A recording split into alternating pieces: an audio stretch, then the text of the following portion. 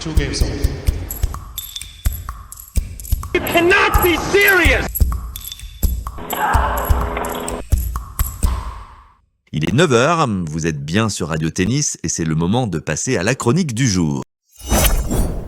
Aujourd'hui, notre saltimbanque va nous parler d'un match légendaire du tennis.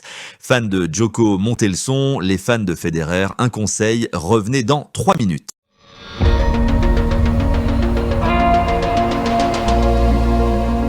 La finale entre Roger Federer et Novak Djokovic à Wimbledon 2019, c'est une finale qui contient en elle-même deux récits contradictoires qui coexistent sans se neutraliser. Elle personnifie comme aucun autre match de l'ère moderne les deux facettes du tennis, la palette émotionnelle que ce sport peut offrir, ce qu'il peut apporter dans ce qu'il a de plus beau et de plus horrible. Ce même événement est à la fois un chef-d'œuvre absolu et une blessure collective. Ni l'un n'est vrai, ni l'autre n'est faux, mais comme pour un récit de guerre, pour l'un c'est une blessure à jamais, pour l'autre un moment marquant, voire fondateur. Wimbledon 2019 n'est pas seulement une finale, c'est une schizophrénie de mémoire collective, c'est la mer Rouge coupée en deux dans la fanbase tennis, c'est une faille ouverte dans la mémoire du tennis. C'est le tennis. D'un côté, Roger Federer est le maître des lieux. Il est dans son jardin. Et le public, quasi dans son entièreté, le monde peut-être aussi, même l'univers, même la lune, est pour Roger. Parce que si l'auteur de l'histoire du tennis tenait sa plume ce jour-là, c'est avec une victoire de Federer, dans son jardin, qu'il aurait parachevé le récit de la carrière du Suisse. Mais de l'autre, Novak Djokovic est celui qui a toujours volé la plume pour écrire sa propre histoire, pour tordre le cou à celle qui devait s'écrire. Ce jour-là encore plus, ce jour-là plus que jamais, ce jour-là comme profession de foi. À Londres, ce dimanche-là, Roger Federer joue cette finale comme si le temps lui appartenait encore. Pendant longtemps, cette illusion a tenu jusqu'à ces 2 balles de match. Si Novak Djokovic a connu des moments difficiles en 2017, il est revenu sur le devant de la scène et en 2019 à Wimbledon, il a explosé la porte d'entrée. 2 balles de match sur le service de Roger à 8-7 au 5e set. C'est une tragédie grecque, une tragédie suisse. C'est un chef-d'œuvre, une cassure émotionnelle pour une partie du public. À ce moment précis, tout bascule dans une zone étrange, celle où l'histoire semble écrite mais refuse entendre de se dire terminée. Et puis, elle ne se termine pas. Djokovic survit et les 2 balles de match ne sont pas converties. Il ne renverse pas seulement un score, il déplace le récit. Le match continue, mais quelque chose vient de se casser.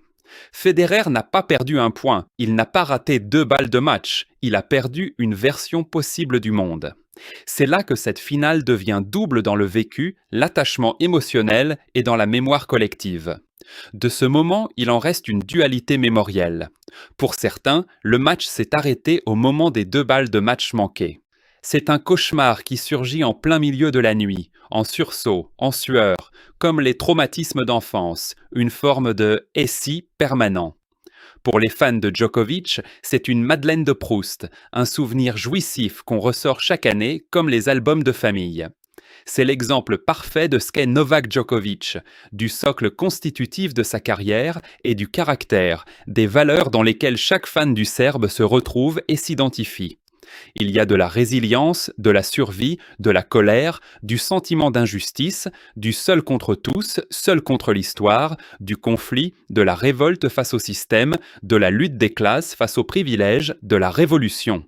Le score final, avec le premier super tie-break à 12-12 en finale de Wimbledon, qui plus est, apporte une petite touche moderne, un petit grain de sel en plus, comme si le scénario ne suffisait pas à lui-même pour être alléchant. Il ajoute aussi encore plus un sentiment d'inachevé, un goût amer à ce moment d'histoire, comme si on nous avait arraché quelque chose d'encore plus beau, d'encore plus grand. Wimbledon 2019 contient ainsi 2 vérités incompatibles qui coexistent dans le même instant. Un même match peut être une œuvre magnifique et une blessure persistante. Le sport, ici, ne choisit pas entre le beau et le cruel, il les produit ensemble, dans la même respiration, jusqu'à rendre les deux indissociables. C'est un Waterloo et un 14 juillet à la fois.